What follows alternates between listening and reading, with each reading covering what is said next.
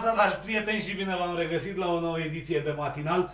Eu o să spun că luni dimineața spun încep săptămâna cu dumneavoastră și o să spun că miercuri dimineața spun termin săptămâna cu dumneavoastră, pentru că este ultima ediție de matinal în care noi ne întâlnim la Tele9. Noi, adică eu, Covașe, și dumneavoastră, dragi prieteni și telespectatori ai frumoasei noastre televiziuni. Ce mai faceți, cum mai sunteți, ce noutăți aveți? Dacă aveți, eu am multe de tot. Atât în presa scrisă, cât și din presa online.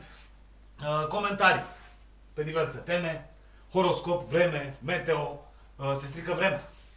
Se strică vremea și în ciuda faptului că n-am tot spus un început de toamnă călduros, vreme bună, vreme frumoasă, iată că nu ne mai putem bucura atât de mult de aceste lucruri. Pentru că, bineînțeles, vin vijeliile. Și când zic vijelii, nu mă refer la zăpadă multă sau mai știu eu ce, ploi, cer parțial înnorat și așa mai departe. Vă mai spun încă o dată bună dimineața, pentru că o meritați. O să-i spun și lui Vasile bună dimineața, Vasile, cadru larg, e mai bine, punctul meu de vedere, perfect. Și să dăm drumul la acest frumos matinal. Am început cu știri cum începem în fiecare dimineață, pentru că informația înseamnă putere, iar informațiile pe care noi le avem vi le oferim dumneavoastră. Practic, cu asta ne ocupăm, asta facem. Astfel că în fiecare dimineață veți avea parte de știrile cele mai importante ale zilei.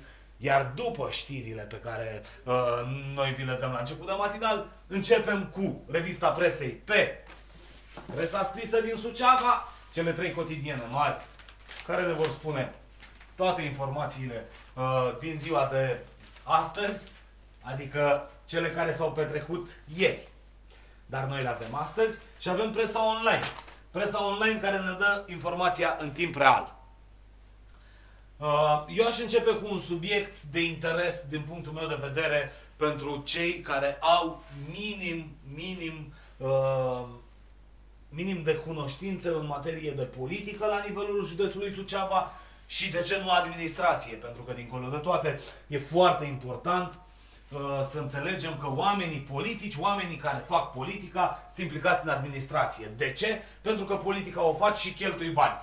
În administrație te bagi prin politică și iei bani. Da, despre asta e vorba, din punctul meu de vedere. Și o să vorbesc despre un personaj despre care am tot vorbit și o să credeți că am ceva cu el. Absolut nimic. Am ceva cu el în calitatea lui de ales, în niciun caz altfel. UNPR. UNPR este un partid mic, un partid la început, cel puțin asta spun ei. Din păcate, o spun încă de când au ieșit în piață, să zic așa. UNPR este un partid care este într-o continuă formare, doar că nu prea are membri noi. UNPR este un partid care se află la guvernare, în ciuda faptului că e un partid foarte mic. UNPR are și la Suceava o filială. Filiala județeană, UNPR. Nu știu dacă are membri la Rădăuți. Nu știu. Da. Știu că are un consilier local.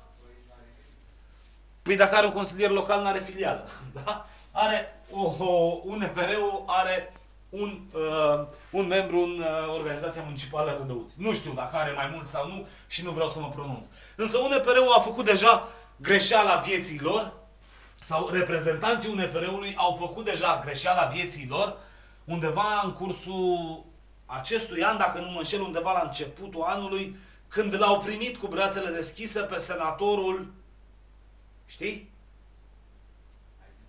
Da. Da. Etena. Pe senatorul Neagu de la Rădăuți. UNPR-ul l-a luat pe senatorul Neagu. Mihai Neagu. Cred că Mihai Neagu îl cheamă, pentru că omul ăsta n-apare niciodată nicăieri. UNPR-ul îl are în momentul ăsta ca și membru marcant, să zic așa, pe senatorul Neagu de la Suceava, un senator care a ieșit pe val. Un senator care n-a fost implicat în politică, un senator care nu știe politică, nu știe administrație, știe puțin drept. Și atât. Dincolo de asta, senatorul Neagu, din punctul meu de vedere, nu mai știe nimic. L-au luat pe senatorul Neagu, am spus și atunci, o spun și acum. eroare fatală pentru UNPR. Probabil considerentul pe care l-au luat pe senatorul Neagu este acela că aveau nevoie de un parlamentar în plus, tocmai pentru a dovedi că ei au o creștere ușoară și naturală. Asta numai naturală nu-i din punctul meu de vedere. E cezariană. Cezariană numai că exact invers, știi? Nu ți-l scoace, că ți-l bagă. Dar trecând peste chestia asta, se pare că UNPR-ul se pregătește intens să mai ia un parlamentar de Suceava. Un parlamentar de Suceava care este izgonit practic de peste tot, care nu este primit nicăieri, tocmai pentru că este un deputat de Suceava care a dovedit că nu face nimic. Care a dovedit că este ales de cetățeni și trimis în Camera Deputaților pentru a nu face nimic până la urmă. Nu știm exact motivele pentru care nu face nimic, dar am putea să ne dăm cu presupusul pe câteva chestii. 1.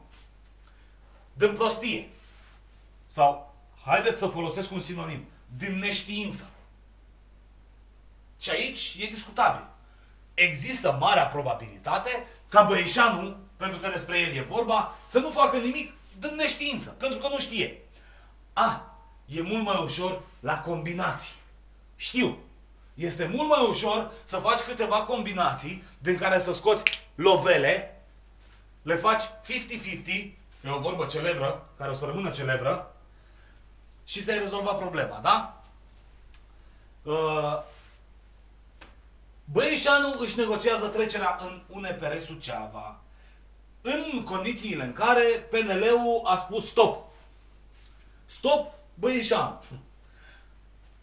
Băieșanu, încă de la începutul săptămânii, deja este clar că nu va mai fi președintele Partidului Național Liberal la Suceava și auzeam ieri, eu stau undeva pe Zamca, în Suceava, sus, în vârful dealului, da? Și se auzea cumulat din tot județul, venea până sus pe deal la mine, un concert de râsete și voie bună pentru faptul că Băieșanu nu va mai fi președintele Partidului Național Liberal Suceava. Toți peneliștii se bucură, toți oamenii care au auzit de lucrul ăsta se bucură, pentru că nu poți să rămâi în continuare președinte al unui partid istoric în condițiile în care tu scoți pe municipiul Suceava 6%. Și UNPR-ul au scos mai mult ca el. Ca să ne înțelegem. Da? Ei, Băieșanu își negociază intrarea în UNPR. Dacă nici eu nu știu cu aparatura, nu știu cine știe, dar laptopul ăsta, uite, s-a deschis. A dat Dumnezeu și s-a deschis. Băieșanu își negociază trecerea la UNPR. Zilele lui Alexandru Băieșanu în fruntea PNL Suceava par a fi numărate. Potrivit unor surse credibile, președintele liberalilor suceveni își negociază trecerea la UNPR, partid aflat în arcul guvernamental alături de PSD și PC.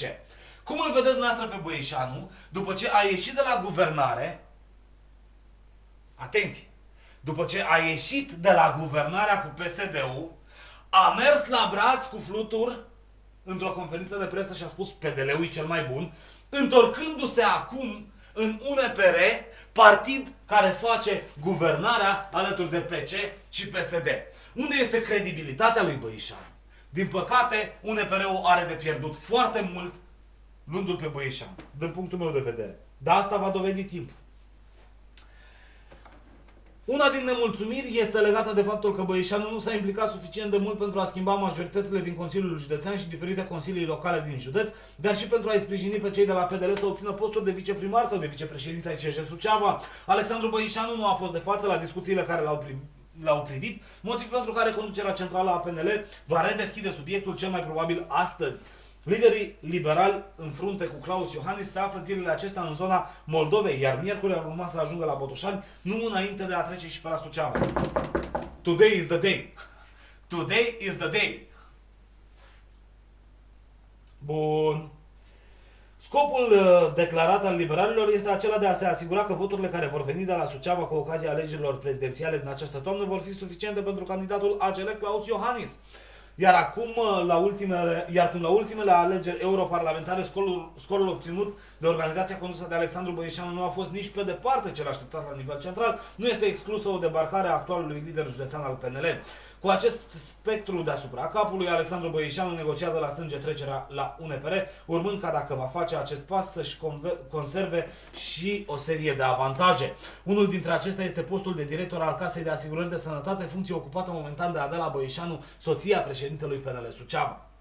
Trecerea lui Alexandru Băieșanu la UNPR s-ar putea să nu fie un gest singular, știut fiind faptul că foarte mulți dintre cei care îl susțin îi sunt fie rude, fie prieteni foarte apropiați. Acest lucru este posibil fără niciun fel de consecință, iar ordonanța adoptată recent de guvern, care permite traseistul politic, vine ca o mănușă. Cu acest bagaj de oameni în spate, negocierile vor fi extrem de dure, iar Alexandru Băieșanu va încerca să obțină cât mai multe avantaje din partea conducerii centrale a UNPR. Doamna Vartic, atenție mare! Ați muncit atât de mult pentru partidul ăsta. Băieșanu, dacă vine, vrea președinție. Doamna Vartic, gândiți-vă foarte bine la ce urmează a se întâmpla în condițiile în care renunțați în favoarea lui Băieșanu la partidul care v-a consacrat politic până la urmă.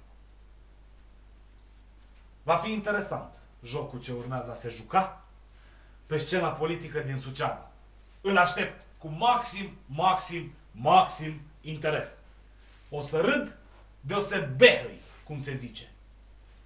Și dacă cineva face chestia asta, dacă cineva acceptă chestia asta, indiferent că e la nivel central UNPR, o să aibă foarte mult de pierdut, atât în campania de prezidențiale, cât și în 2016. Și 2016 se apropie, doamnelor și domnilor. Mai avem puțin, atât. Timpul zboară. Și îl simțim în fiecare zi că zboară. O să vedem ce o să se întâmple. Urmăriți suceavalive.ro. Vin câteva materiale extrem de interesante care le pregătesc pentru dumneavoastră. Urmăriți suceavalive.ro, acolo unde putem citi și în această dimineață despre un deputat de Suceava care este în vizorul DNA-ului. Un deputat de Suceava despre care lumea vorbește numai de bine. Un deputat de Suceava care își face treaba. Un deputat de Suceava care oricând auzi de el, ești tentat să spui cel mai tare. Un deputat de Suceava, doamnelor și domnilor, care se află la al 3-lea sau al 4-lea mandat. Mult! Enorm de mult! Enorm de mult!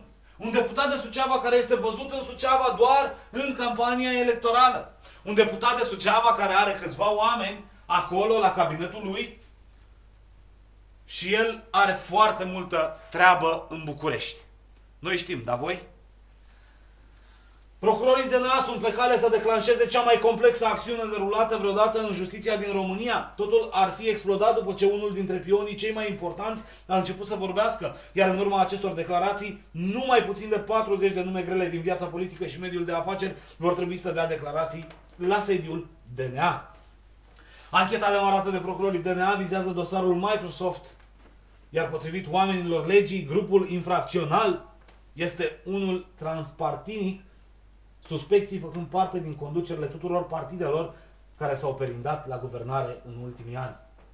Între audierea fostului secretar general al guvernului, Eugen Bejinariu, adică deputatul nostru de Suceava, care, iată că în momentul ăsta aduce o pată neagră mare, și actualul șef al SGG, Ioan Moraru, procurorii anticorupție au lucrat intens pentru a pune cap la cap toate piesele din acest imens puzzle prin care statul român a fost păgubit de cel puțin 60 de milioane de euro. Stimați telespectatori, facem un exercițiu care să ne ajute să înțelegem ce înseamnă de fapt suma asta. Haideți să facem împreună exercițiu de a număra până la 60 de milioane. Putem? Cât timp ne-ar lua să numărăm până la 60 de milioane? Ne-ar lua ceva, nu? 1, 2, 3, 4, 5, 6, 7, 8, 9, 10, 11, 12, 13, 14, 15, 16 și suntem abia în momentul ăsta la 20. Noi trebuie să numărăm până la 60, nu 60, 60 de milioane. Și ne-ar lua foarte mult timp. Și sunt alții, dragi prieteni, care îi fură. În condițiile în care noi trăim cu 5-6 milioane dintr-o pensie amărâtă, pensie care și aia să taie, în condițiile în care noi plătim un TVA enorm, în condițiile în care bătrânii noștri nu-și permit medicamente, Sunt alții care fură câte 60 de milioane de euro. Numărați, vă rog, până la 60 de milioane și înmulțiți cu 4,4. Să vedem cam despre ce sume se vorbește. Totul în urma contractelor păguboase încheiate cu firmele Microsoft și EADC privind cumpărarea de licențe IT pentru Ministerul Educației, Ministerul Comunicațiilor și Ministerul de Interne sub înaltul patronaj al Secretariatului General al Guvernului, reprezentat, bineînțeles, de Eugen Bejenariu. Cu siguranță, întrebați oamenii, întrebați angajații de la biroul parlamentar, toți vor spune, e nevinovat. Este nevinovat. N-a pus mâna în viața lui pe un ban. Tot ce a făcut a muncit pentru... Așa spun toți. Iar eu m-am săturat. 3 sau 4. Eugen Bejenariu deschide barul. Subtitlu. Iar cel mai încurcat în ițele acestei afaceri care duc la 3 ministere și la structura centrală a guvernului este, după informațiile intrate în posesia noastră, Eugen Bejenariu, care în urma audierilor de până acum, dar mai ales a probelor deja strânse, nu mai stă deloc pe roz. Culoarea care îi place atât de mult în acest dosar, în care mai apar și alte zeci de nume importante, printre care Șerban Mihailescu, Mihnea Cotoiu, Dan Nica, etc., etc., etc., sunt mulți. Găsiți materialul integral pe suceavalive.ro, acolo unde puteți să vă minunați, așa cum fac eu în fiecare zi, de nesimțirea cu care ne joacă unii. Efectiv, m-am săturat să fiu călcat în picioare de nenorociți care fură, fără rușine, din banii mei, din banii dumneavoastră, din banii de alocație a copiilor noștri, din banii de pensie a bunicilor noștri, aceiași oameni care cresc prețurile într-un hal, fără de hal, aceiași oameni care ne promit, odată la 4 ani, o viață mai bună. O să fiu extrem de sincer și o să vă mărturisesc că m-am săturat și de cei care o mușcă atât de ușor. Dar asta e o altă discuție. Haideți să trecem foarte, foarte rapid către presa locală, către ziarele din această dimineață. Avem Monitorul de Suceava, Obiectiv de Suceava și Crai Nou, cele 3 cotidiene locale care ne aduc informații diverse vis-a-vis de activitățile care s-au întâmplat în ziua de ieri pe raza județului Suceava și aș începe cu o chestiune care este relatată în Monitorul de Suceava, o chestiune care îi privește pe toți din județul ăsta, nu doar pe cei de la municipiul reședință de județ. Este vorba de conducerea ISJ Suceava, conducerea Inspectoratului Școlar Județean Suceava, conducere care a fost reconfirmată de Ministerul Educației. De cealaltă parte, Constantin Mărginanu a fost reconfirmat la șefia Casei Corpului Didactic Suceava. Practic, la ISJ Suceava rămân în continuare cei 3 crai. Și anume, Lazar, ca inspector plin, inspector general, la toți îi spun inspector plin, nu că ar fi gol, ca să ne înțelegem. Este chiar plin. Și veți descoperi pe parcurs cu ce este plin Lazar. O să vă ajut și eu. Și cei 2 inspectori adjuncți. Conducerea Inspectoratului Școlar Județean Suceava va avea aceeași structură și în următorul an școlar. Inspectorul general, profesor Gheorghe Lazar, și inspectorii adjuncți, profesor Cristina Teodorovici și profesor Gabriela Scutaru, își vor păstra funcțiile pentru cel puțin încă un an, aceștia fiind numiți cu detașare în interesul învățământului de Ministerul Educației. Profesorul Gheorghe Lazar va putea ocupa în continuare funcția de inspector general al instituției menționate până la data de 31 august 2015, potrivit unui ordin al ministrului de resort. Scenariul este asemănător și în cazul inspectorilor generale adjuncți, profesor Cristina Teodorovici și profesor Gabriela Scutaru. Cei 3 au fost numiți cu detașare în interesul învățământului până la organizarea unui nou concurs, dar nu mai târziu de 31 august 2015. În urmă cu 2 săptămâni, ministrul educației, Remus Pricopie, declara la Suceava că are în vedere cu prioritate aprobarea metodologiilor de ocupare a funcțiilor de inspectori școlari. Acesta a mai menționat că în ianuarie 2015 vor fi organizate concursuri de ocupare a posturilor de inspector școlar general și adjuncți. Cât privește inspectorii de specialitate din cadrul ISJ Suceava, în cazul lor, deciziile de prelungire sau încetare a mandatelor se iau la nivel de inspectorat școlar, nu prin numire de către Ministrul Educației. Și Constantin Mărgineanu a fost reconfirmat la șefia Casei Corpului Didactic Suceava. Ăsta, sincer, nu mă interesează. Bun. Că toți suntem la domeniul învățământ, schimbări la cârma unor școli din județ. La Colegiul Alexandru Ioan Cuza, Suceava, domnica Josan a părăsit fotoliul de director după 17 ani. În vreme ce echipa de conducere a Inspectoratului Școlar Județean Suceava a fost reconfirmată, tumultul schimbărilor nu îi ocolește pe directorii unităților de învățământ din județ, cu toate că cei mai mulți dintre ei au fost înștiințați că vor păstra funcțiile de conducere și în următorul an școlar, alții au pierdut sau au renunțat la fotoliile de director. La conducerea tehnică la Colegiul Tehnic de Industrie Alimentară, Crăița Budaniga a pierdut funcția de director în favoarea directoarei adjuncte Tatiana Hladiuc, profesor de protecție a mediului. Crăița Budanica conducea unitatea de învățământ din 2007. Rocada celor două directoare a intrat în vigoare de la 1 septembrie. Schimbări în structura de conducere au fost și la Colegiul de Artă Ciprian Porumbescu Suceava, unde profesorul Sabina Roman a fost înlocuită cu profesorul Valentin Ianoș. Colegiul fiind unul de profil vocațional, în mod tradițional, la noi directorul adjunct era de specialitate. Mai mult, acest lucru a fost solicitat și de profesorii unității, motiv pentru care s-a produs această schimbare, a explicat profesorul Alexandra Bejinariu, directorul instituției. La Colegiul Tehnic Alexandru Ioan Cuza, profesorul Domnica Josan a părăsit fotoliul de director, motivând că mai are 3 luni până la pensionare. În locul acesteia a fost numit inginer Ovidiu Ștefan Arganișciuc, domnul consilier județean. Din partea... Ce din partea? Că avem ordonanță cu migrația. Deci nu putem ști nimeni în momentul ăsta din partea cui este. Da? Bine că s-a înțeles.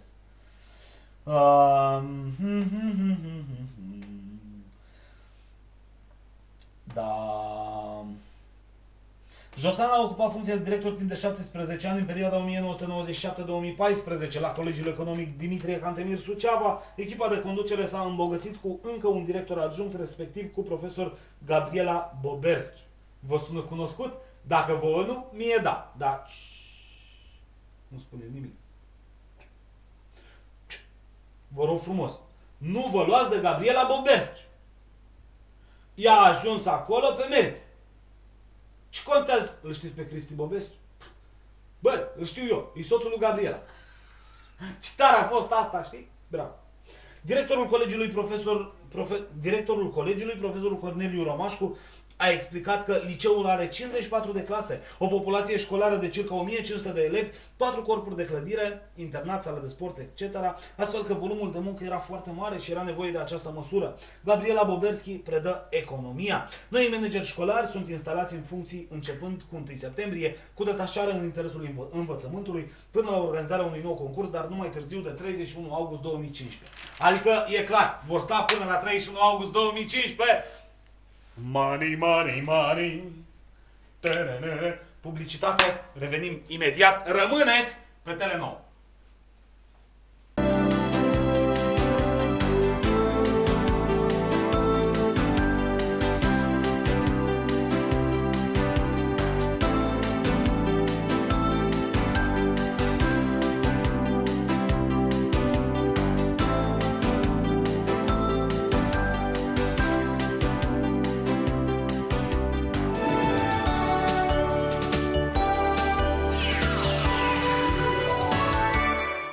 Bună dimineața, am revenit, dragi prieteni, după pauza de publicitate. Am discutat despre directori. Am discutat care directori au fost schimbați, care au fost supliniți.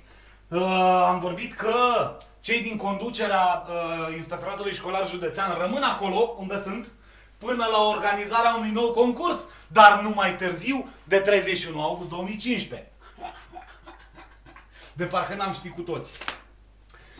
Biciclist omorât de un șofer aflat în stare avansată de ebrietate la volanul unui camion.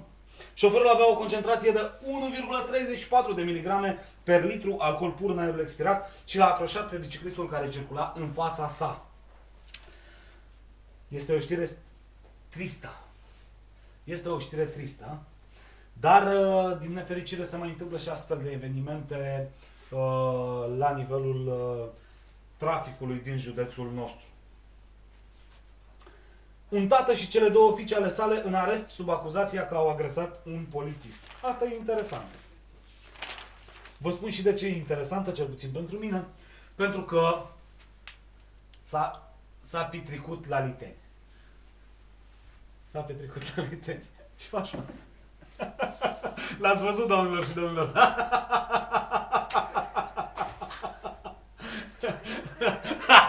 L-ați văzut cum? Dă-mă cadru general. Era pe aici, pe jos, se tăra. Ia-mă apa, ia apa. Ce faci, mă? Te tărăși pe aici, pe jos.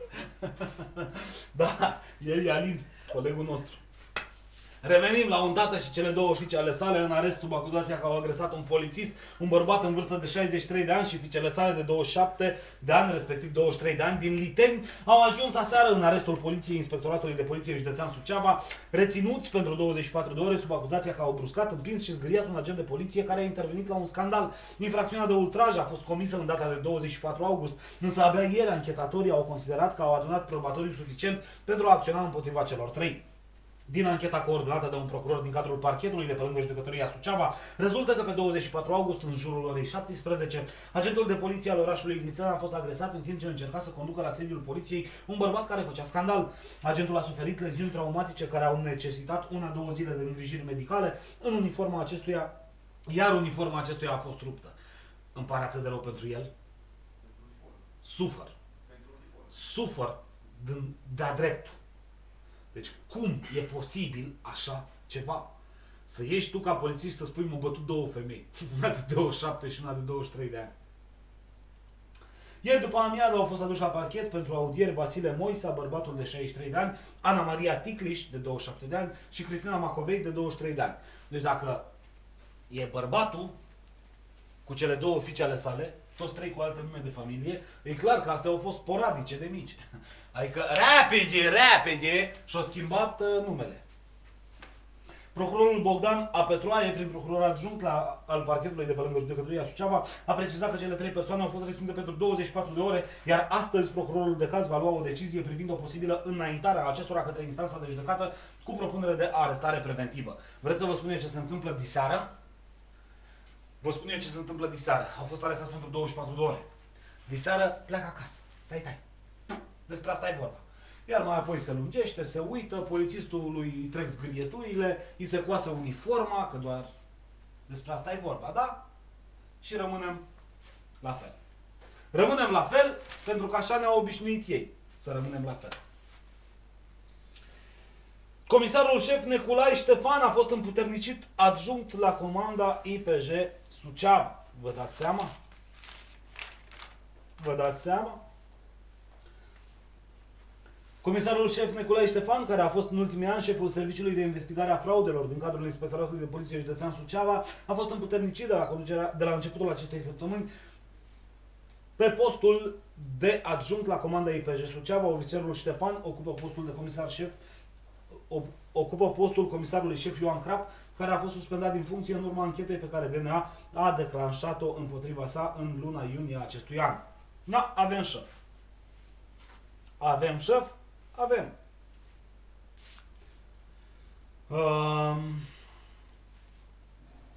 Am mai găsit o știre cu școlile, dar nu mai dau. Nu mai dau că nu dau.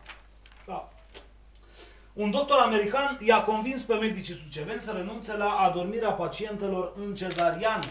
Ieri a fost o conferință de presă mare la Spitalul Județean Suceava. Avem pe monitorul de Suceava, suceavalive.ro și celelalte televiziuni din Suceava știrea completă a vizitei medicului român din Statele Unite, care a făcut câteva precizări extrem de importante vis-a-vis de activitatea de naștere în cadrul secției de nu știu cum se cheamă, de la Spitalul Județean Suceava. Profesorul Virgil Mănică de la din Boston este la a treia vizită de lucru la colegii din Suceava într-un program de împărtășire a experienței din practica medicală din Statele Unite ale Americii. Și aici găsim toate informațiile care au fost prezentate de domnul dr. Mănică, așa că nu ezitați să citiți în monitorul de Suceava ce informații ne-a adus acesta tocmai din Statele Unite. Păi vă dați seama. Păi vă dați seama. Bun. Încerc să iau cât mai multe știri mai vesele, dacă pot să zic așa, sau cu informații mai multe și cât mai puține știri triste. Pentru că e păcat. Meteorologii anunță ploi astăzi și mâine dans le județ. Administrația Națională de Meteorologie a transmis o avertizare meteo care anunță ploi și descărcări electrice în județ în zilele de 3 și 4 septembrie. Conform informării, intervalul 3 septembrie, ora 11, 4 septembrie, ora 15, va ploua în toată zona Moldovei, fiind așteptate averse și descărcări electrice. Sunt estimate căderi de precipitații ce vor depăși 15-20 de litri pe metru pătrat. Nici nu-i mult. Vântul va prezenta intensificări locale ce vor atinge în rafală 50-60 de km la oră. Nici măcar asta nu-i mult. Dar bineînțeles, era ideal dacă puteam să depășim, să zic așa, în momentul ăsta cu... Cum? Ce? Cu vremea rea. Bun. Furnalul de la Fibracis Verești, un coșmar pentru aproape un sat întreg. Mamă, scot ăștia un fum. Dau ăștia un fum afară, deci vine rău. Stația de asfalt a acestei firme scoate un fum gros de fiecare dată când funcționează, motiv pentru care stătenii au înaintat nenumărate plângeri către diferite instituții ale statului. Reprezentanții acestei firme au refuzat să facă vreun comentariu vis-a-vis de acuzațiile care li se aduc. Și aici găsim toate informațiile necesare pentru a ne face o idee despre această firmă de la Verești, despre problemele care le creează firma în cauză și despre fumul gros care ajută la poluarea aerului. Ajută, bineînțeles, spuneți dumneavoastră ghilimelele, la fel cum le-am pus și eu. Din păcate, nu doar firma asta de la Verești poluează în județul nostru, sunt foarte multe alte firme care poluează intens, sunt foarte multe alte instituții care nu își fac treaba, motiv pentru care și ele poluează intens și sunt foarte mulți oameni care poluează intens județul nostru. Astfel că vom avea grijă să nu ne mai sune interfonul, cât suntem în direct. Cred că e ideal să nu mai auzim interfonul live. Bun. Haideți să vedem ce ne spune Obiectiv de Suceava. Obiectiv de Suceava ne dă o chestie foarte tare. Imaginați-vă că aveți o bucată de pământ. Undeva. Pentru că suntem la Rădăuți, o să spunem undeva la Rădăuți. Undeva, nu știu, pe Toloacă sau unde vreți dumneavoastră. Aveți o bucățică de pământ. Și sunteți relativ neinteresați de acest pământ, cel puțin până nu strângeți suficienți bani pentru a vă face o căsuță acolo.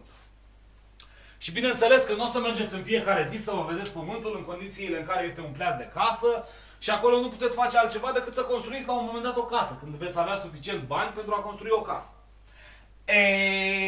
Și după, să zicem, un an de zile în care n-ați fost să vedeți bucata de pământ, v-ați gândit dumneavoastră să mergeți să faceți niște măsurători, să vă gândiți așa cam cum v-ar sta bine cu casa.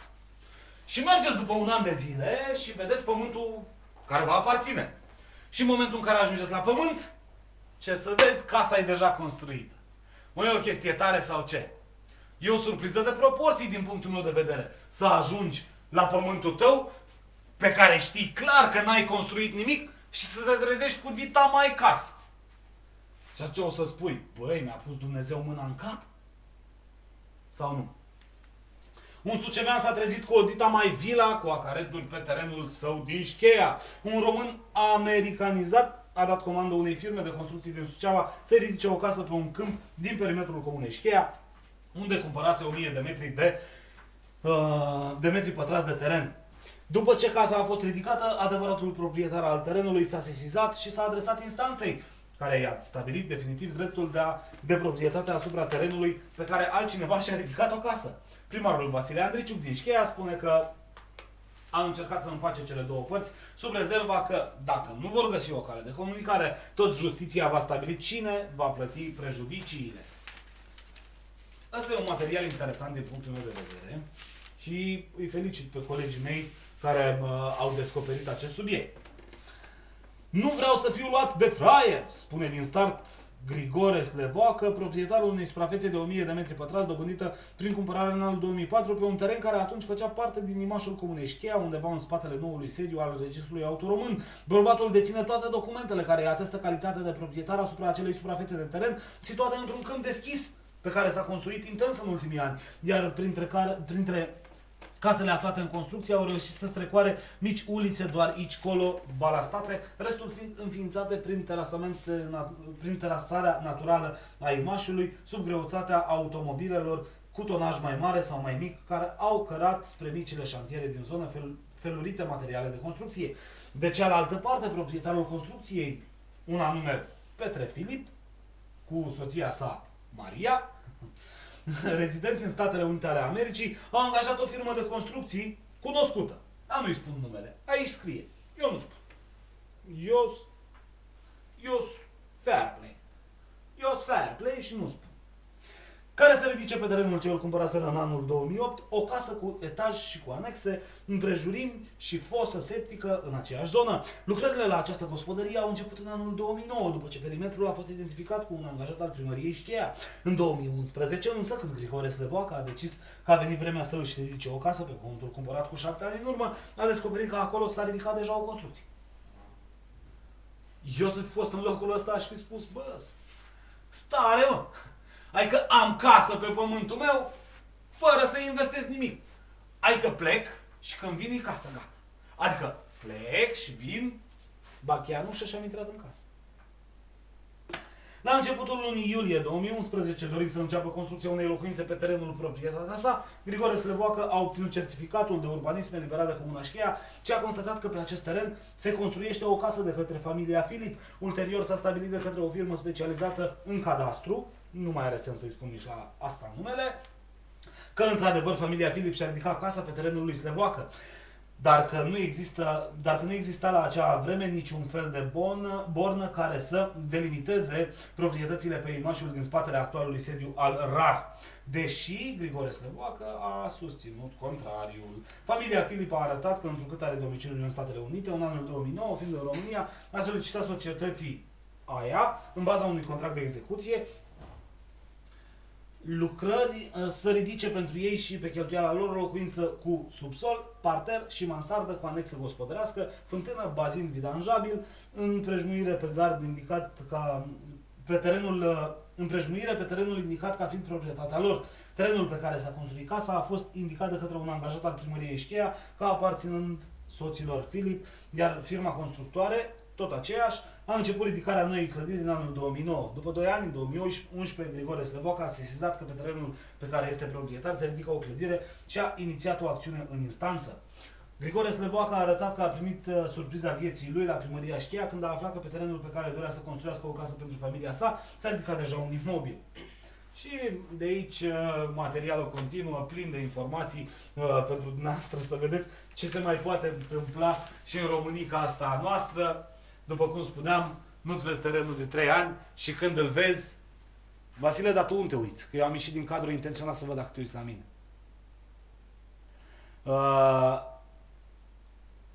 Nu-ți vezi terenul de 2 ani și după 2 ani îți dai seama că, de fapt, terenul tău este deja folosit de alții cu... Bine că n-au plantat copaci încă. Că atunci ar fi fost o problemă. Cum scoatem copaci? Cam despre asta e vorba. Bun. Așa. Avem 15 societăți, baruri și restaurante din Rădăuți sparte de o grupare de hoți. Știi ceva despre asta, Alin? Bun. 6 tineri cu vârste cuprinse între 14 și 27 de ani au dat spargeri la 15 societăți, baruri și restaurante din Rădăuți, reușind să producă o pagubă totală de circa 19.000 de lei, măcar dacă furau mai mult. Da? În noaptea de 31 august spre 1 septembrie la 2014, în jurul orei 4:30, agenții Biroului Investigații Criminale și de Ordine Publică din cadrul Poliției Municipiului Rădăuți i-au prins în flagrant pe Florin Stoica, de 20 de ani, Lucian Litră, de 27 de ani și pe Ana Maria Baran, de 15 ani, în timp ce încercau să fure bunuri din barul Doi Cocoși. La gara, cred că, nu? Așa.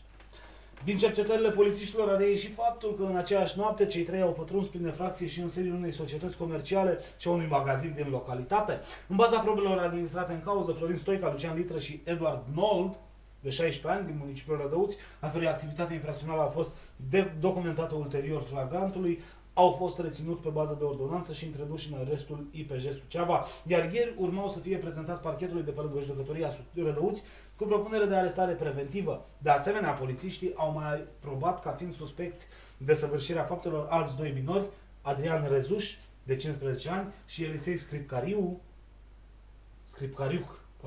de 14 ani, ambii din municipiul Rădăuți, cât și minora Ana Maria Baran, prinsă în flagrant, care vor fi prezentați pentru expertiză psihologică în vederea stabilirii discernământului. Aceștia sunt acuzați că au comis 15 furturi în societăți comerciale, baruri și magazine de pe raza Rădăuțiului, bunurile furate și distrugerile provocate au creat o pagubă în valoare de circa 19.000 de lei, de la cei 7 suspecți fiind recuperate bunuri în valoare de 5.000 de lei. Practic rămân 14.000 de lei, adică salariul pe un an a unui om plătit cu minimum pe economie și ciubucurile care le face. Altceva ce să zic, că doar nu ajungi la suma asta. Da? Bun, ăștia ar trebui să se apuce de spălat străzi, nu? Că oricum nu o să aibă să dea ei banii ăștia și trebuie să plătească cumva. Într-un fel sau altul trebuie să plătească. Corect? Am vorbit mult și mi s-a uscat gâtul. Cum? Tații vor putea fi prezenți în sala de nașteri la Spitalul Județean Suceava. Eu o să fiu. Doctorul Virgil Mănică, american de origine română, încearcă să implementeze și la noi această practică folosită în Statele Unite. După succesul pe care l-a avut în Spitalul Sucevan, anestezia locoregională în operația de cezariană, acum se încearcă convingerea mamelor să opteze pentru o naștere naturală, folosind anestezia epidurală. Eu o să vreau, dar pentru nevastă mea, nu pentru mine. Eu chiar o să vreau. Sper să vreți și voi, cei telespectatori, care îi dorește. Cei care dorește să naște natural cu anestezie, da, acolo, știi? După ce anul trecut profesorul Virgil Mănică, ce profesează la Boston în USA, le-a explicat medicilor ce vede despre avantajele anesteziei locoregionale în operația de cezariană, acum încearcă să schimbe atât mentalitatea viitoarelor mămici, cât și a unor cadre medicale în privința asistării tăticilor la naștere. Să stai să te uiți așa, știi? Da. Rezultatul proiectului de implementare în Suceava anesteziei locoregionale la naștere prin cezariană au fost prezentate de medicul american de origine română, Virgil Mănică, în cadrul unei conferințe organizate ieri, 2 septembrie, la Spitalul Județean. Este cel care în anul 2012 a pledat pentru practicarea pe scară largă a acestei proceduri și la Spitalul Județean de Urgență Suceava. Din nou găsiți toate informațiile în obiectiv de Suceava. Mai avem o chestie. Medicii rezidenți blochează activitatea în spitalele din județ. Ne spun colegii noștri de la obiectiv. Pentru că nu se mai întorc la posturi după finalizarea rezidențiatului, multe departamente rămân fără specialiști. Spitalul din Vatra Dornei nu poate face intervenții chirurgicale pentru că medicul anestezist nu și-a respectat contractul. La Spitalul din Câmpul Lung moldovenesc, 4 medici nu au revenit la post după terminarea perioadei de specializare. Este vorba de 2 medici de medicină de urgență, un chirurg și un medic de medicină internă. Managerii spitalelor din județ solicită Ministerului Sănătății modificarea legislației și deblocarea posturilor. E probabil că în momentul în care îți finalizezi specializarea și ai un contract atât de prost cum este și statul român, pe de-o parte e firesc să îl încalci și să pleci undeva unde munca ta de-o viață, adică ajungi în total la vreo 8 ani și ceva, 6 ani de facultate, după aia vreo 2 de rezidențiat, 8, cert e că mult peste 8 ani, n-aș ce. E normal să mergi la un salariu care să-ți răsplătească cu adevărat munca, să te facă mulțumit și să lucrezi nu cu răpănuși.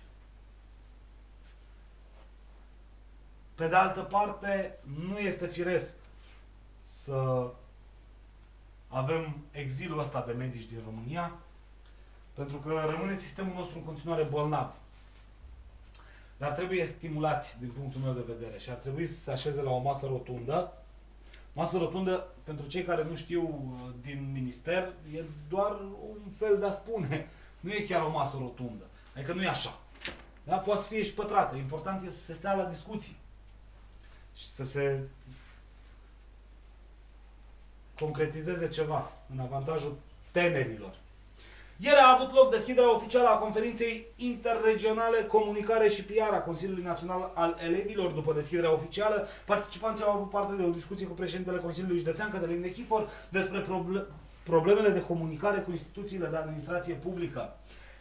La sediul prefecturii s-a găzduit deschiderea oficială a conferinței interregionale Comunicare și PR organizată de Consiliul Județean al Elevilor Suceava, Inspectoratul Școlar Județean Suceava, Consiliul Județean și Colegiul Național Petru Rareș.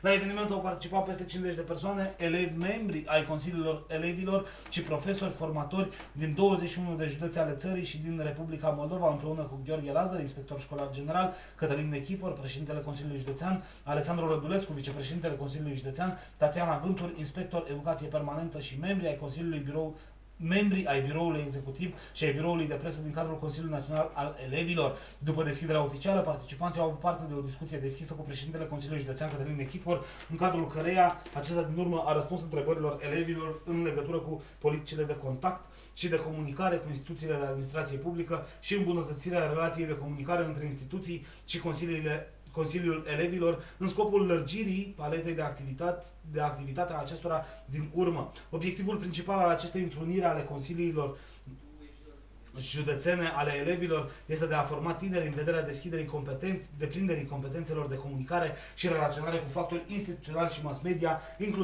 inclusiv stimularea acestora pentru o implicare activă în viața comunității prin acțiuni de voluntariat. Totodată, această conferință interregională are rolul de a pregăti și organiza viitoarea campanie de alegeri pentru noile foruri ale elevilor, care se va desfășura începând cu noul an școlar 2014-2015. Tot mai multe informații găsiți în Obiectiv de Suceava, cotidianul care a preluat acest subiect și iată, ni l-a relatat atât de frumos în ziarul de astăzi. Peste 170 de lei costă echiparea modestă a unui singur copil pentru începerea școlii. De la ghiozdan până la radieră, părinții trebuie să scoată din buzunar peste 170 de lei doar pentru rechizitele școlare, calculând după cele mai mici prețuri. În mai puțin de 2 săptămâni, școlile își vor deschide porțile pentru un nou an școlar, iar ofertele magazinelor și fuga după rechizite deja a început. Colegii mă scot din direct pentru că avem o pauză de publicitate, după care revenim imediat. Rămâneți alături de noi.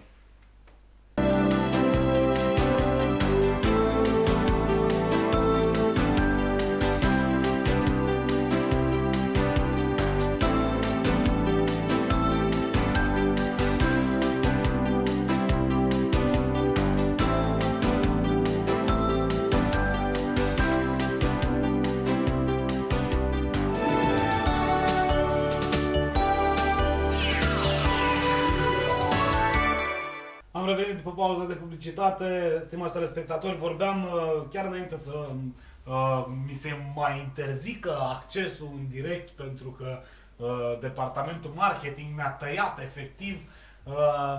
Vorbeam despre cât costă să echipezi un prunc pentru a merge la școală. Prețurile rechizitelor variază de la un producător la altul în funcție de calitatea și cantitate, însă, pentru a-și echipa complet învățăcelul, părinții trebuie să scoată din buzunar peste 170 de lei și asta doar dacă achiziționează cele mai ieftine produse. Spre exemplu, doar prețul unui penar cu toate instrumentele necesare sare peste suma de 60 de lei. Pentru un penar începător, dar care să fie în același timp încăpător, ca să ne înțelegem, care să satisfacă nevoile elevului. Părinții plătesc în jur de 20 de lei, iar pentru dotarea acestuia este nevoie de un stilou care costă în jur de 15 lei, un creion care se găsește și la 1 leu, ascuțitoare și radieră care costă aproximativ 4 lei, creioane colorate care se găsesc la 6 lei, cariocile costă în jur de 15 lei, iar cel mai ieftin pix costă aproape 2 lei. Aici găsiți toate celelalte informații despre cât costă să îți pregătești copilașul pentru școală. Cu siguranță că nu este ușor să achiziționezi foarte multe chestii, pentru că, exact cum le spun cei de la Obiectiv, totul costă. Nu că n-am fi fost și noi conștienți de asta. Însă e bine că ne-am făcut așa un mic istoric, să zic, al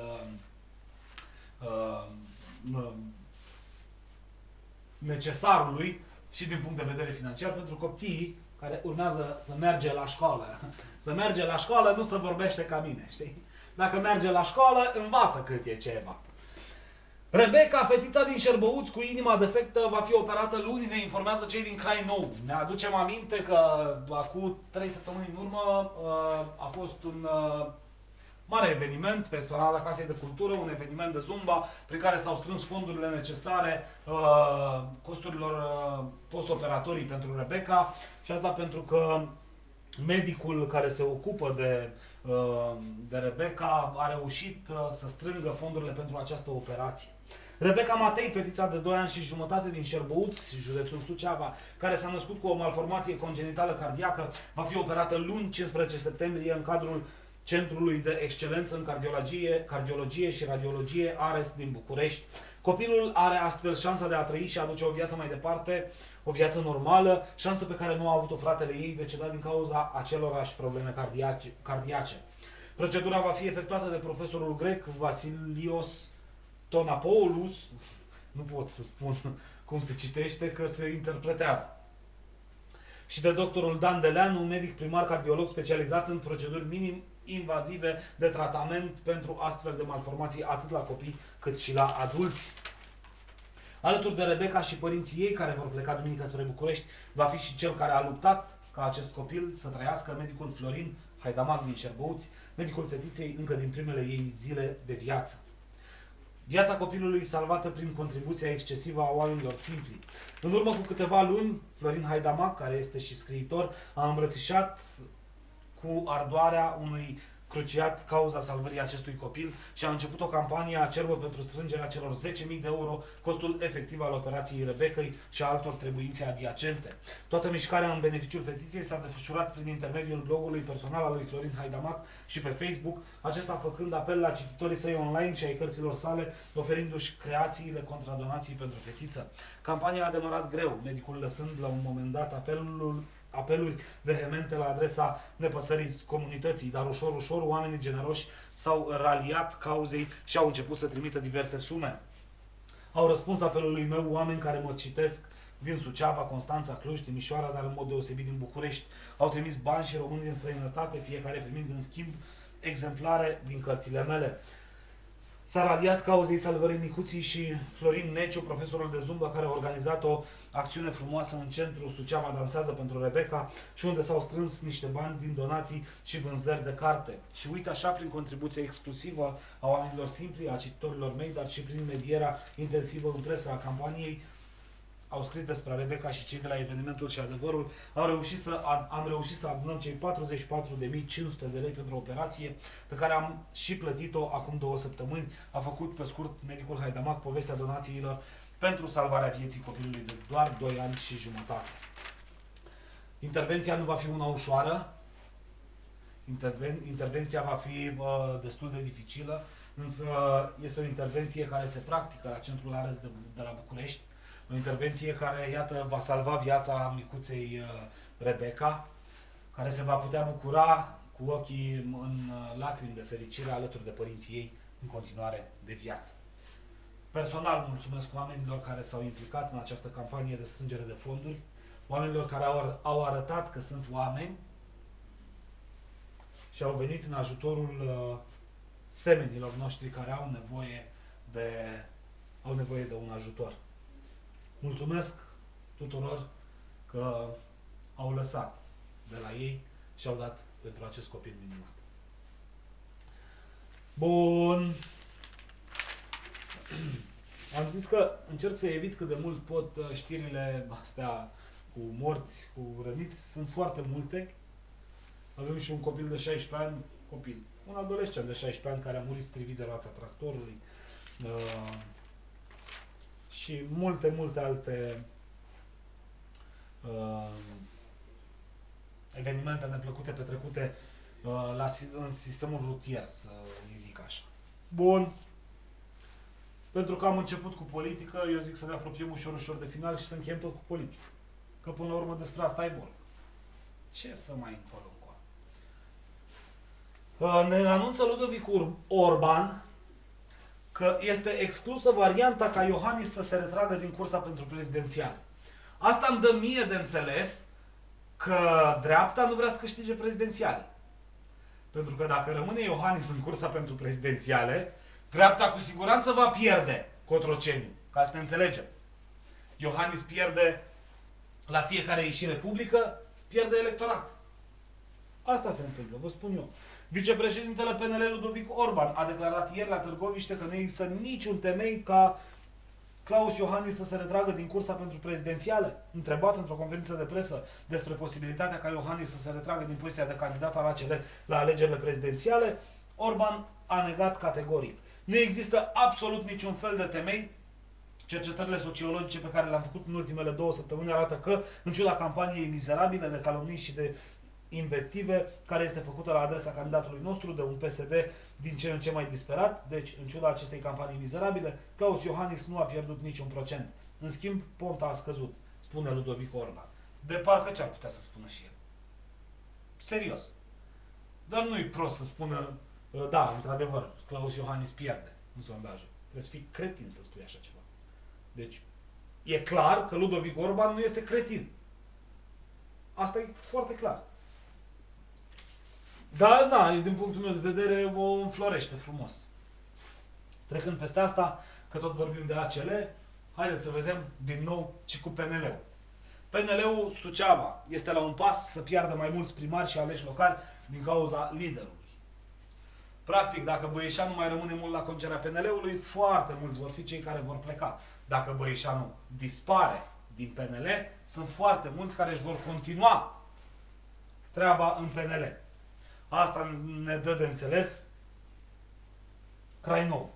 Ședința extraordinară a aleșilor locale ai PNL Suceava, care urma să aibă loc marți seara la sediul partidului, a fost amânată. La ședință urma să participe în principal primarii PNL și consilierii județeni ai partidului, iar de la nivel central își anunțaseră prezența secretarul general al PNL, Marian Petrache, și frații Țurcanu, Florin și Mihai, ambii lideri naționali ai partidului din județul Botoșani. Surse din PNL Suceava susțin că în ultimele 3 zile au existat numeroase voci care au cerut cu insistență demisia din funcția președintelui Organizației Județene Suceava, deputatul Alexandru Băieșanu. Aleșii locali au discutat cu liderii de la centru într-o ședință care a avut loc vineri la Suceava, în care s-au plâns de atitudinea președintelui Băieșanu și au amenințat că în condițiile în care nu se va decide la centru înlocuirea lui Băieșanu, va exista o migrație în masă către PLR sau chiar PSD.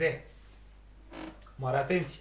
Aleșii locali ai PNL Suceava îl acuză pe Băieșanu de introducerea în organizație a unui regim discreționar care a condus la rezultatele extrem de proaste la ultimele alegeri europarlamentare din luna mai a acestui an. De altfel, demisia președintelui PNL Suceava a fost cerută în mai multe rânduri, dar în momentul în care căpușa se prinde de lână, la oaie, e foarte greu să se scoată. Știi? Se mai folosește pucioasă de aia de chibrit. Aici putem face așa o paralelă frumoasă, aș spune eu, și fără a se interpreta greșit. Se poate folosi praful de pușcă. Bineînțeles, să fie în interiorul unui recipient mic așa, din metal, știi? Care să aibă și niște plumb. Se poate folosi orice. Da? Bun. Crainou ne dă, nu numai Crainou, tot celelalte ziare, ne dau și informații despre Cătălin Coman de la Fălticeni. Un comunicat al ACL-ului trimis imediat după conferința de presă pe care Coman a ținut-o la Suceava. Dar pe mine, cum nu mă interesează sub nicio formă Cătălin Coman, de nicio culoare, atunci, sincer, nu o să citesc nimic. Vă spun că sunt doar minciuni și nu are sens să le auziți. Vă spun că, în ciuda faptului că a promis de mai multe ori că strada Sucevei, nenorocirea aia din Fălticeni, va fi anul ăsta finalizată și asfaltată, nu o să se întâmple. Și o să rămânem așa în continuare. Păi e normal să nu se întâmple la jumătatea mandatului.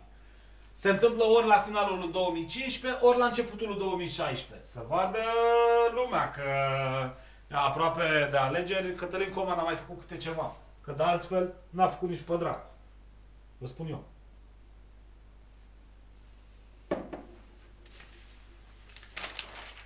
S-a întâmplat în Fălticeniul ăla, s-a întâmplat să se întâmple nimic. Bine, nu că ar fi el singurul primar care nu face nimic, că sunt foarte mulți. Vreți să vă vorbesc despre Laurent Arce? Laurent Arce de la PSD Suceava, venit din UDMR la PSD Suceava. Nu o să vă vorbesc, bineînțeles, despre Laurent Arce de la Suceava, secretar general PSD Suceava, care vorbește română bine, dar poate și mai bine să vorbește cu Bobby Cușni. Da, o să vă las cu psdiștii, că e très pathétique.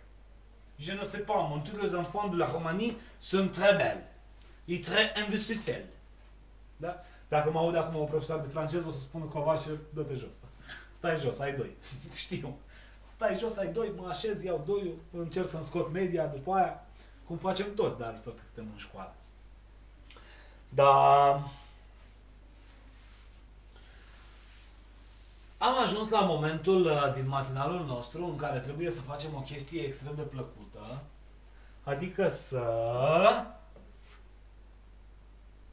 bineînțeles, horoscopul. Să spunem horoscopul. Berbec. Ce? Probleme tehnice.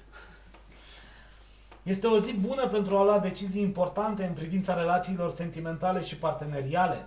Chiar dacă situația financiară nu vă satisface pe deplin, nu este cazul să vă îngrijorați. Banii vor apărea la momentul oportun. Puteți să vă bazați pe intuiție. Berbecii, da? Taur. Intuiția vă ajută să găsiți o metodă originală pentru a vă face schimbări importante în viața socială. Pentru aceasta, va fi nevoie să faceți un compromis cu ceilalți membri ai familiei, dar și cu câteva drumuri scurte împreună cu un prieten. Nu ratați această ocazie favorabilă. Puteți obține satisfacții majore în viitorul apropiat. Gemeni. Aveți un succes deosebit în activitățile intelectuale și în societate. În partea a doua a zilei, încasați o sumă importantă de bani dintr-o colaborare. Puteți să faceți planuri de viitor în legătură cu o afacere pe care intenționați să o demarați împreună cu un prieten foarte bun. Rac. S-ar putea să întâmpinați dificultăți pe plan sentimental și să fiți nevoiți să luați o decizie importantă. În afaceri puteți să vă faceți proiecte de viitor și să vă puneți în aplicare cunoștințele teoretice. Aveți șanse să obțineți beneficii considerabile. Vă recomandăm să evitați speculațiile financiare. Leu. Zi favorabilă realizărilor de pe plan social și material, dar să nu vă așteptați ca rezultatele să apară imediat. S-ar putea să plecați într-o călătorie neplanificată. Pare să fie o deplasare în interes de afaceri care vă oferă o șansă nesperată. Fișoară. Sunteți în formă și vă adaptați cu ușurință la situații noi. Reușiți să rezolvați câteva probleme ale familiei și chiar să-i ajutați pe alții să își rezolve problemele. Este o zi favorabilă comunicării cu prietenii și cu membrii familiei. Nu exagerați cu sfaturile pe care le oferiți. Pe scurt, țineți-vă gura. Balanță. Sunteți într-o formă intelectuală deosebită, care vă facilitează relațiile cu cei din jur. S-a și văzut, da? Sunteți capabili să ascultați cu atenție problemele celorlalți și să le oferiți sfaturi utile. Aveți grijă să nu faceți promisiuni pe care nu le puteți respecta. După amiaz s-ar putea să fiți invitat la o petrecere. Da, aș vrea. Scorpion, demarați cu bine o nouă afacere și faceți planuri de viitor în legătură cu o investiție pe termen lung. Partenerul de viață vă susține. Vă sfătuim să evitați speculațiile. săgetător. Intuiția și simțul practic vă ajută să luați decizii inspirate în afaceri. Dacă vi se propune asocierea într-o nouă afacere, nu vă grăbiți să refuzați. Perspectivele sunt foarte promițătoare. Vă sfătuim să evitați discuțiile aprinse și să vă relaxați mai mult. Capricorn, vă decideți să amânați o călătorie lungă în interesul familiei din cauza dificultăților financiare.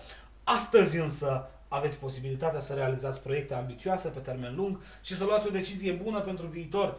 Ar fi bine să petreceți seara în mijlocul familiei. Relațiile cu persoana iubită sunt deosebit de bune. Vărsător. Se conturează o zi excelentă în afaceri, cu întâlniri fructuoase și planuri de viitor bine concepute. Investițiile pe termen lung sunt favorizate. Traversați o perioadă în care puteți rezolva multe probleme financiare.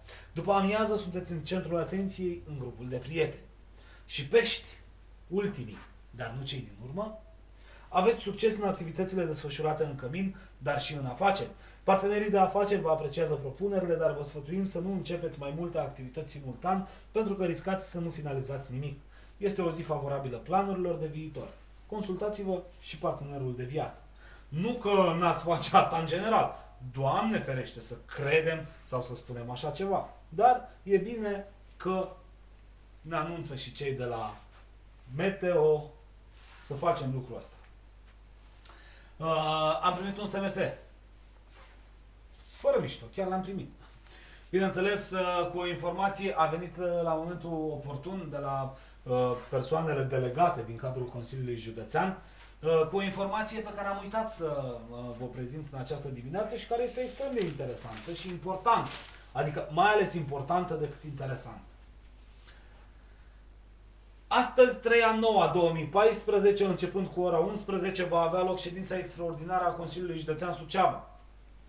Așadar, pe lângă informația cu faptul că va avea loc ședința de Consiliul Județean Suceava, trebuie să vă spun că toate ședințele, atât ale Consiliului Județean, cât și ale Consiliului Local și așa mai departe, sunt ședințe publice, în care oricine are ceva de spus sau oricine își dorește, poate să participe. Nu o să fie niciun fel de problemă dacă sunteți acolo, prezenți, pentru că vreți să vedeți ce este pe ordinea de zi, vreți să vedeți cum se desfășoară o astfel de ședință, vreți să vedeți ce fac consilierii județeni pe care noi i-am ales și i-am trimis să ne reprezinte interesele la nivelul administrației județene, vreți să vedeți cum se comportă un președinte de Consiliu Județean sau doi vicepreședinți de Consilii Județene, vreți să vedeți care este atmosfera într-o ședință de Consiliu Județean în care încă nu știm exact cine este majoritar și cine nu, și aici mă refer la partide politice. Deci, pe scurt, puteți participa inclusiv la ședința de astăzi, de la ora 11 a Consiliului Județean Suceava, la fel cum puteți participa la orice ședință de Consiliu Local de la Rădăuți, care trebuie să fie anunțată din timp, ședință publică fiind. Iar dacă aveți ceva de spus în calitatea dumneavoastră de cetățean, o puteți face fără niciun fel de opreliște din partea nimănui. Iar dacă vreodată se întâmplă să vă oprească cineva, trebuie doar să spuneți: ce faci? Pentru că nu au dreptul ăsta. Legal, puteți participa la orice ședință publică doriți, în calitatea dumneavoastră de plătitor de taxe și impozite, că până la urmă despre asta e vorba. Dar, cum se zice. Astăzi vremea va fi instabilă și normală termic, cerul va fi variabil, vântul va sufla cu intensificări locale și temporare. Vor exista condiții de ploaie locală, îndeosebi în partea a doua a zilei. Temperatura aerului va fi relativ stabilă.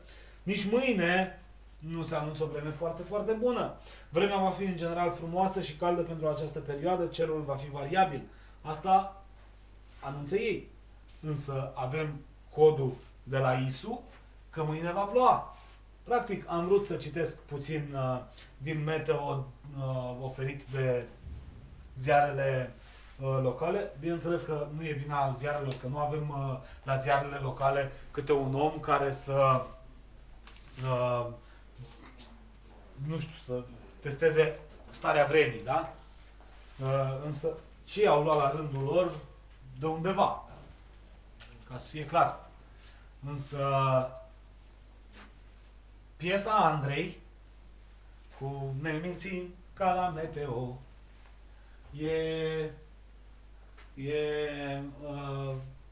s-ar putea să fie extrem de adevărată, piesa Andrei. Da? De la urmă degeaba dă INMH în judecată, poate să dea pe oricine, că sunt greșeli care se fac. Și ca să închidem matinalul cu o tentă așa ușor amuzantă, un italian a găsit 5 perle în stridii pe care le comandase pentru a-și impresiona iubita. De ce nu sunt eu italian? Pentru că n-am găsit perle. Nu. Eu nu o să pun niciodată întrebarea de ce nu sunt eu italian. De ce n-am comandat eu stridii? De ce? Ca să-mi impresionez iubita? Nu înțeleg. Un italian care dorea să o impresioneze pe iubita lui a comandat 2 porții de stridii într-un restaurant din Salerno și a găsit 5 perle în moluștele care i-au fost aduse la masă, a anunțat un cotidian din Italia. Bineînțeles.